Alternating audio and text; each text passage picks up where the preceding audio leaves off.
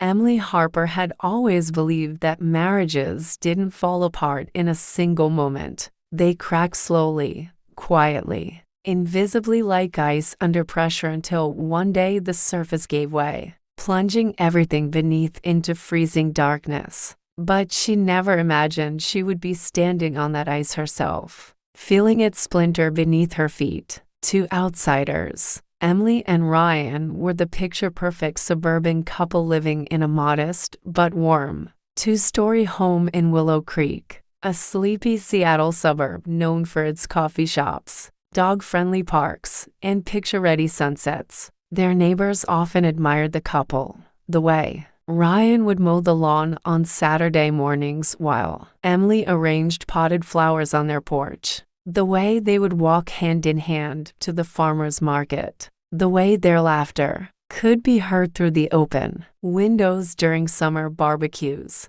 They looked happy because Emily loved deeply, and Ryan was good at looking the part. On Tuesday evenings, Emily usually closed Starlight Coffee, the cozy shop where she worked as assistant manager. She loved the job not because it paid well. It didn't, but because it brought her comfort. Warm light, friendly chatter, the earthy smell of roasted beans. It felt like a small world she could control.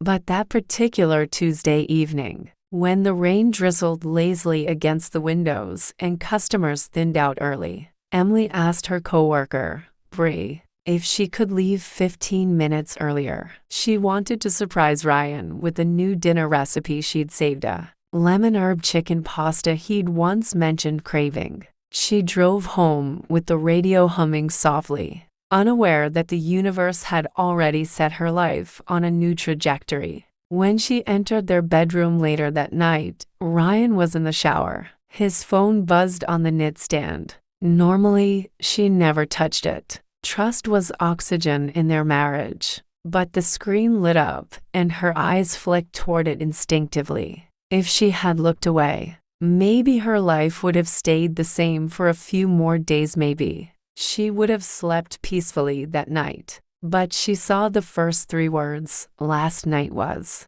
Her curiosity sharpened into a knot of unease. Without meaning to, she picked up the phone. The full preview read, last night was perfect. I can still feel you. Perfect. Feel you. The words sliced across her chest like a cold blade. Emily's first instinct was denial. This must be some joke. A wrong number, spam, anything but what her heart whispered. But her hands moved before her mind caught up. She tapped the screen, her pulse hammering in her ears. The phone unlocked. His passcode. The passcode he'd claimed was for work security only. That she hadn't questioned. The passcode he never changed. And in a single second, the world she trusted collapsed in on itself. There they were, messages between Ryan and Melissa, a woman he'd mentioned once or twice but dismissed casually as just a junior assistant. The messages told a different story. They weren't new. They stretched back nearly a year, nearly 11 months of hotel rooms, gifts, nights out, shared playlists, inside jokes, long paragraphs of desire, longing, promises. Promises he used to make to Emily. Her breath shattered inside her lungs. Her knees weakened. Her fingers trembling so violently she almost dropped the phone. She scrolled through photo attachments, selfies, mirror shots. A picture of Ryan smiling at a restaurant she'd never been to. A picture of Melissa's hand on his leg. And then the one that broke her soul wide open. A picture of Ryan sleeping shirtless in a hotel bed, with Melissa captioning it, "My favorite view." Emily felt her world tilt, her vision blur, her stomach twist. She pressed a hand against her mouth to keep from crying out. Her brain screamed, why, when, how? But her heart knew the answer, because sometimes people break the best things they're given. She sat on the edge of the bed, staring blankly at the phone, the betrayal pouring into her in waves. First disbelief, then pain, then numbness, then a spiraling choking sense that life would never be the same again. The shower turned off. Panic jolted her into movement. Emily placed the phone back exactly where it had been,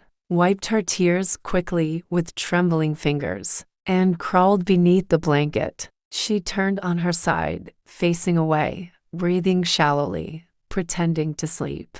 Ryan walked out humming lightly, his hair wet, a towel around his waist. She heard him check his phone, heard him type, heard him sigh softly. He slid into bed behind her, wrapped an arm around her waist, and whispered into her hair, "Love you, Em." Emily closed her eyes as tears slid silently onto her pillow. But she didn't confront him. Not that night. Something deep inside her, something raw, wounded, but strangely calculating, told her to wait, to think, to observe. Emily Harper wasn't impulsive. She wasn't reckless. She wasn't loud. She was quiet, steady, patient. And right now, patience would be her weapon. The next morning, she acted normally. She made breakfast. She kissed him goodbye. She tied her apron at work. She laughed with customers. But inside, she was unraveling. Every moment felt like holding broken glass in her hands.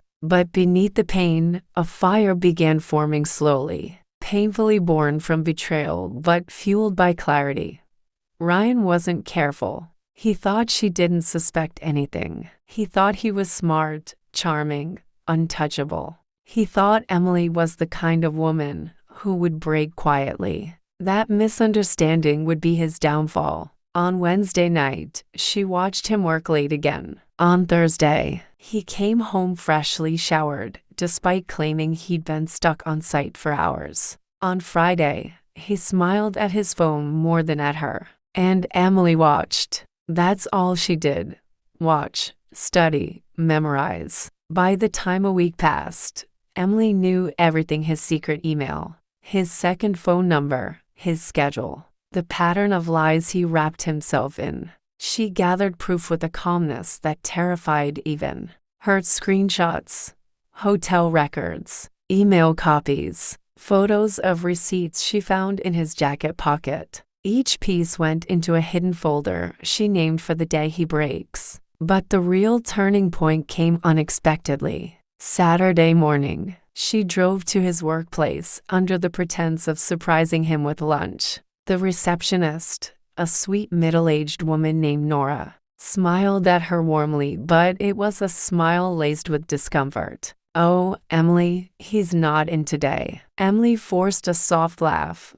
"Really? He left so early this morning. Said he had a huge meeting." Nora bit her lip. "Honey, I don't know how to say this, but he's been taking a lot of Saturdays off lately." With her, the name didn't need saying. Emily already knew. The revelation didn't cause the explosion she expected. Instead, something inside her crystallized, solidified, transformed.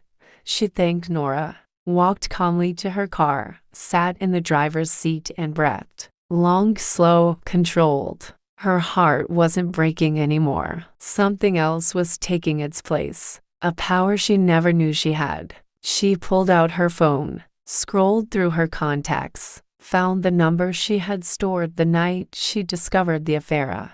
Number recommended by a coworker who dealt with her own cheating husband, Dana Rhodes, attorney at law. And with a single tap, Emily Harper began her transformation from wounded wife into something far more dangerous. A woman who knew the truth. A woman with evidence. A woman who wasn't going to be destroyed, but was about to orchestrate a destruction. So precise that Ryan would never see it coming. She walked into the attorney's office that Monday morning looking fragile. Quiet, polite, nothing like the hurricane forming beneath her skin. Dana, a sharp-eyed woman with short dark hair and a blunt confidence that filled the room, shook her hand firmly. "Tell me everything," Dana said. Emily did. Every detail, every message, every photo, every lie. By the time she finished, Dana leaned back in her chair with an impressed,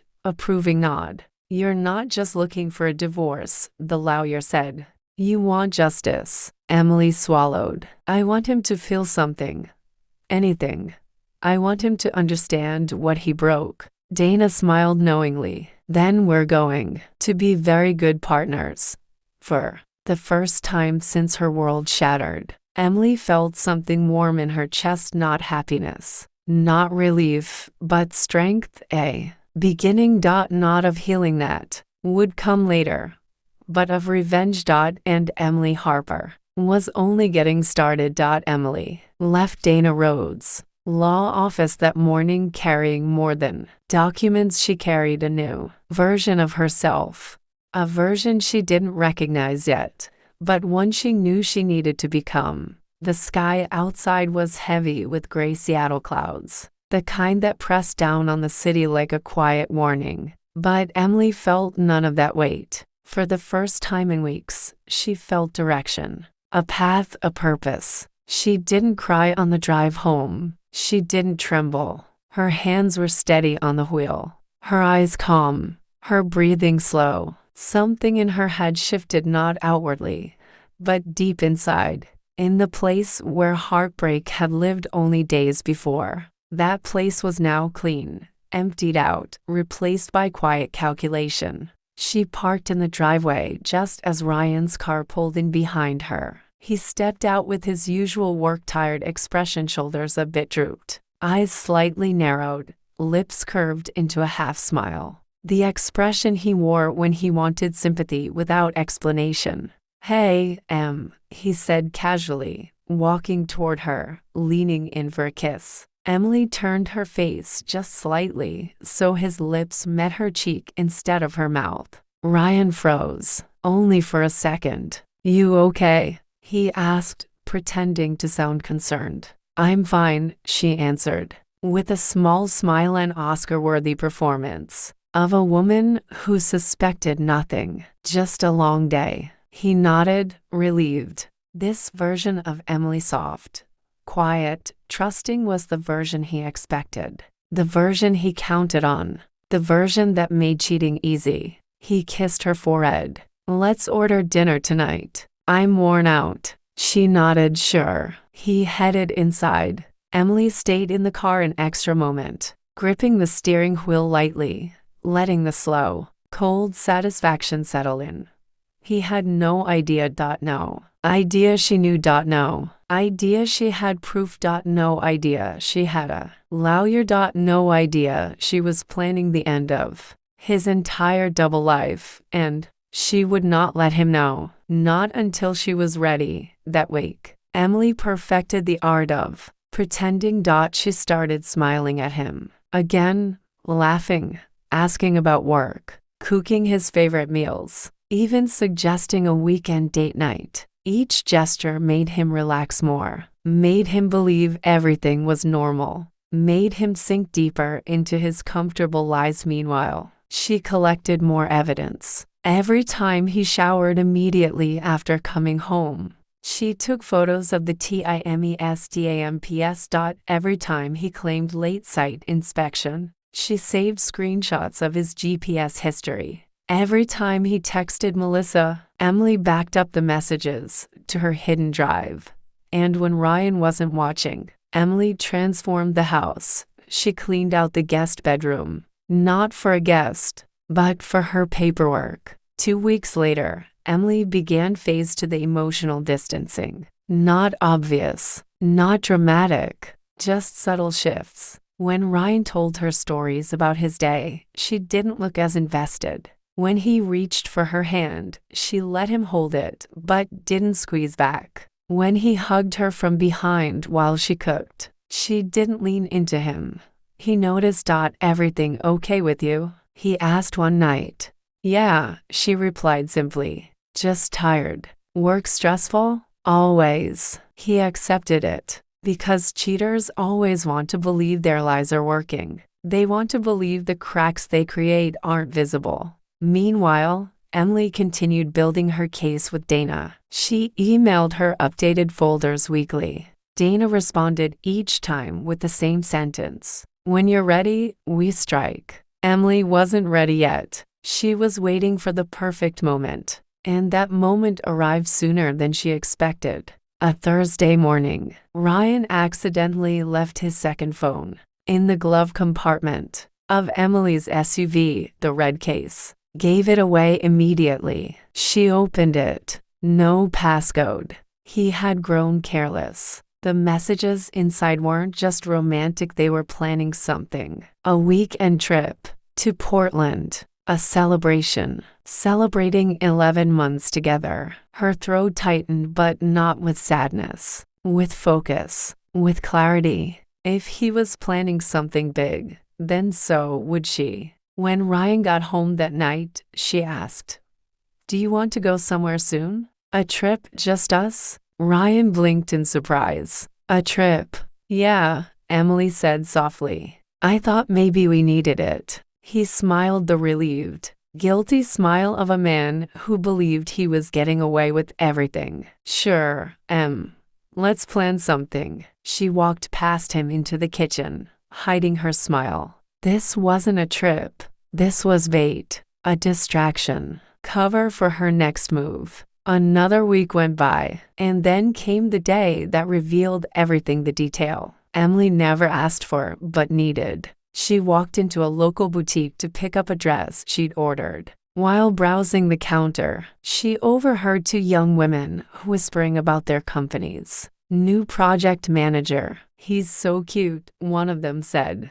"And dating the boss's daughter? Girl, he's set for life." The blood in Emily's veins turned to ice. "Boss's daughter?" She turned slightly, pretending to browse earrings. "Melissa is so lucky," the second girl said. "Her dad adores Ryan." Emily felt the room tilt. Melissa wasn't just a co-worker. She was the daughter of Ryan's boss, the man who gave Ryan his promotion last year. The man Ryan always described as difficult but fair.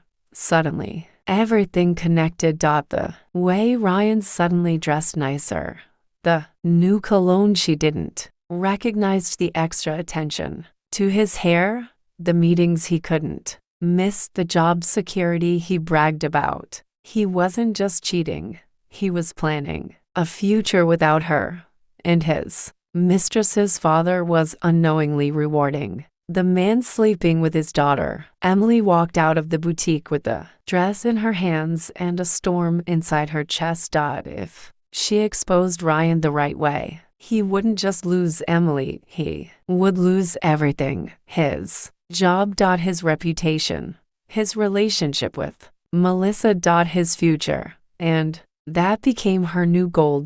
Not to simply leave him. Not to simply confront him, but to dismantle the life he built on lies.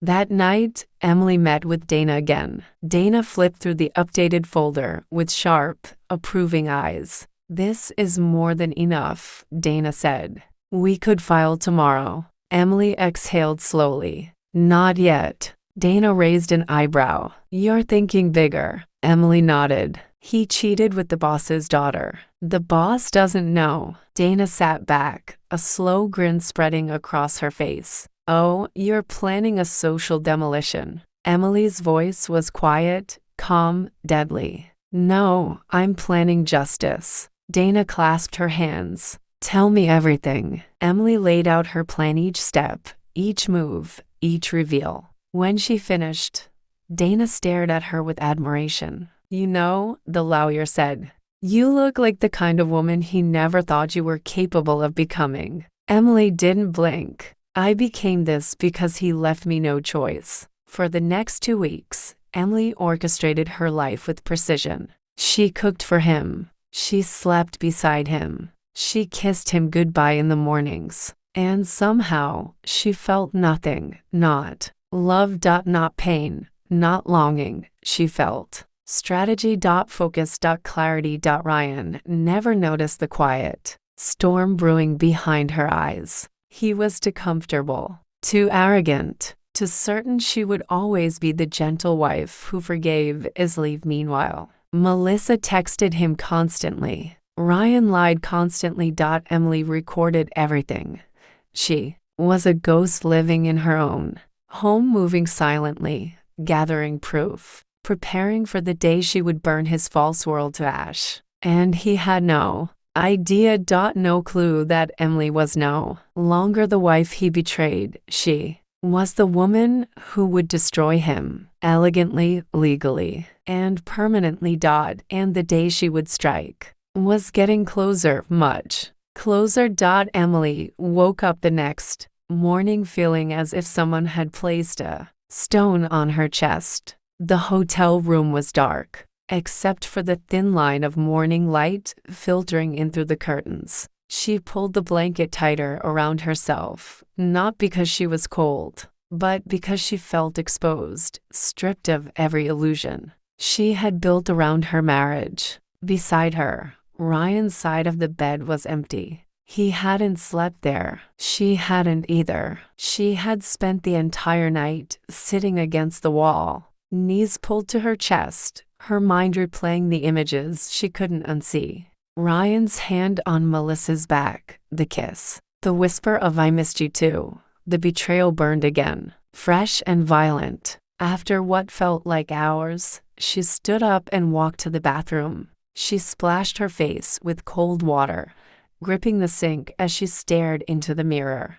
Her eye makeup was smudged, but there was something else, a hardness, a quiet fury settling inside her. It wasn't loud or reckless. It was controlled, focused, a kind of fire that didn't need to roar to be deadly. As she dried her face, just as the door unlocked, Ryan stepped inside, shoulders stiff, jaw clenched, eyes refusing to meet hers. He looked like a man rehearsing a speech he didn't want to deliver. "Emily," he said softly, as if the volume of his voice could lessen the damage. "We need to talk." She didn't move. "Then talk." He inhaled sharply. "Last night wasn't what you think." A humorless laugh escaped her. "I saw you, Ryan. I'm not blind. You kissed her like she belonged to you." His jaw tightened. "It wasn't planned. It just happened. Things only just happen when you already want them," she replied coldly. Ryan ran a hand through his hair. "I care about you, I always have. But Melissa and we have history." This trip stirred things up. "I was confused.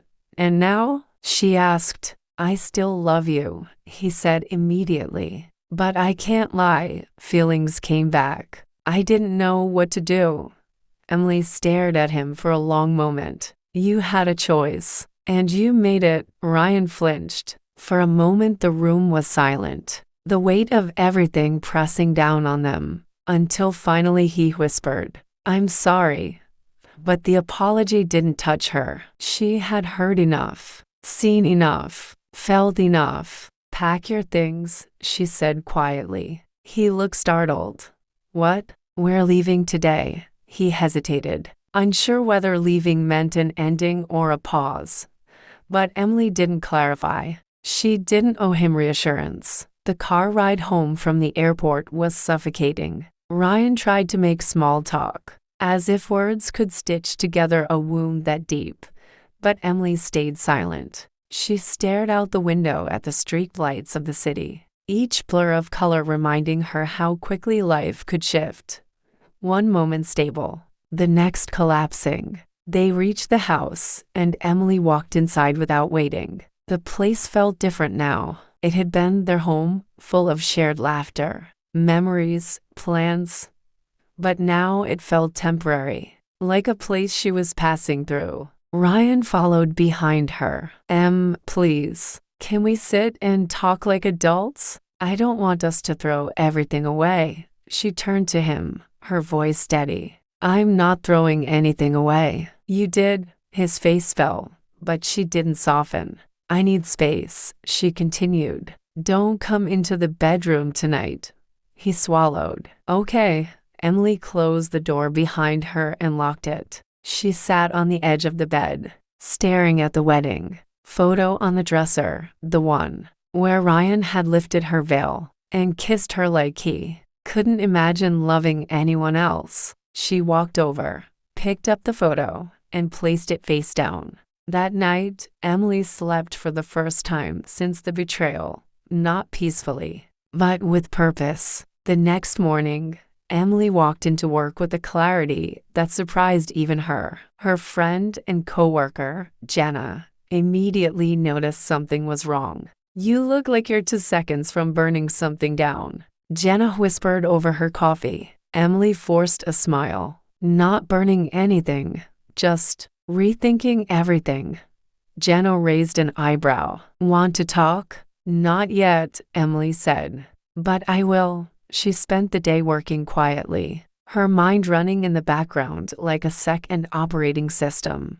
Planning, evaluating, preparing. Revenge wasn't an impulse. It was a strategy. By noon, Emily had made a list not on paper, but in her head. She needed to find out how long Ryan and Melissa had been in contact, secure financial independence, gather evidence, make Ryan think she was hurting and Melissa think she had won, and finally, strike when neither of them expected it. By the time she left the office, she no longer felt broken. She felt driven. She took a detour on the way home, parking outside a quiet cafe. Ordering a latte, she sat by the window and opened her laptop. The first thing she typed was Melissa's name. It didn't take long to find what she needed: Melissa's company events, social media posts, old articles, and a photo of her with Ryan. 2 years ago at a conference, he claimed he never attended. Her chest tightened. 2 years. So the history wasn't ancient, it had been simmering beneath her. Marriage all along. Emily exhaled slowly and kept scrolling. Information was power, and she was gathering plenty. That night, Emily cooked dinner and set the table as if everything were normal. Ryan looked cautious, almost grateful for the semblance of peace. "This looks nice," he said. "It does," she replied calmly. They ate in silence until Ryan finally asked, "Can we have a real conversation?" Emily nodded. "Sure, go ahead." He swallowed. "I don't want to lose you." "You already did," she said softly. Ryan froze. "But I'm curious," she continued. "Did you two talk after we came back?" His eyes flickered a tiny movement, but enough. "No," he lied. Emily simply took another bite. "Okay." Ryan stared at her, confused by her calmness. But Emily was already miles ahead of him. People rarely lied when they were comfortable. They lied when they were hiding. She would let him hide. She would let him think she believed him. Because when the truth surfaced, and it would, she wanted him to feel the full weight of losing her. 3 days later, Emily received a message request from an unknown number. She opened it and froze. It was a photo of Melissa, sitting on a bar stool with Ryan's jacket looped around her shoulders. Beneath it was a single line. "He says he's confused." "I'm not." Emily didn't scream, didn't cry, didn't break. Instead, she smiled, a slow, calculating smile. Her revenge would be poetic, not loud, not violent, precise. The message confirmed exactly what Emily needed to know. Ryan wasn't confused. He was continuing the affair privately, quietly, stupidly, believing he could keep both women orbiting around his ego. Melissa wasn't patient, she was competitive, and women who needed attention always slipped. Emily placed her phone on the passenger seat and drove home, her mind clear as a sharpened blade. She no longer ached, no longer questioned, no longer held onto pieces of a marriage that had ended the moment Ryan touched someone else. Now, she was focused on the end game. Over the next week, Emily transformed into a woman Ryan didn't recognize. She became gentle, soft-spoken, strangely forgiving. She cooked his favorite meals, laughed at things she would usually ignore, and even kissed him goodnight. Ryan relaxed completely. He believed he was winning. He had no idea she was recording everything: conversations, messages, receipts, Late-night whispers outside the bedroom door when he thought she was asleep. She watched him lie with ease, watched him smile at her with guilt hidden behind his teeth, watched him text Melissa in the hallway, thinking the angle of his body shielded the screen. By Thursday, Emily had enough proof to end the marriage, win the assets, and walk away with everything she deserved. But she didn't want deserved. She wanted justice. She wanted closure on her terms. She wanted them both to feel what betrayal felt like. On Saturday night, Emily walked downstairs wearing a black dress Ryan had bought her to birthdays, a Goa dress he loved because it hugged her waist and showed the curve of her back. When Ryan saw her, his mouth fell open slightly. "You look beautiful," he said, stepping closer. Emily smiled gently. "I thought we should go out tonight. Just the two of us?" Ryan blinked, surprised. "Really? After everything?" "Especially after everything," she replied. He lit up like a man who believed he had been forgiven. Emily reached for his hand. "Let's get dinner at Pinaview, the rooftop restaurant. We can talk." He nodded eagerly. He didn't know she had also messaged Melissa that morning. "Meet me at Pinaview rooftop at 8. I want to talk." Woman to woman, Emily knew Melissa would come. Cheaters always wanted to win the war. She also knew Ryan would panic when both women showed up at the same place, trapped between his lies and his consequences. It would be the perfect battlefield. The restaurant lights glowed warmly, and the city stretched beneath them in a blur of glitter. Emily sat across from Ryan, sipping water, her face calm. Ryan kept reaching for her hand across the table, desperate for connection. He didn't deserve her touch. At 8:07 p.m., the elevator doors opened. Melissa stepped out, wearing red, smiling, confident she had won. Ryan saw her and instantly went pale. He choked on his breath. "Emily, this isn't," Emily didn't look at him. She simply stood up, picked up her purse, and said calmly,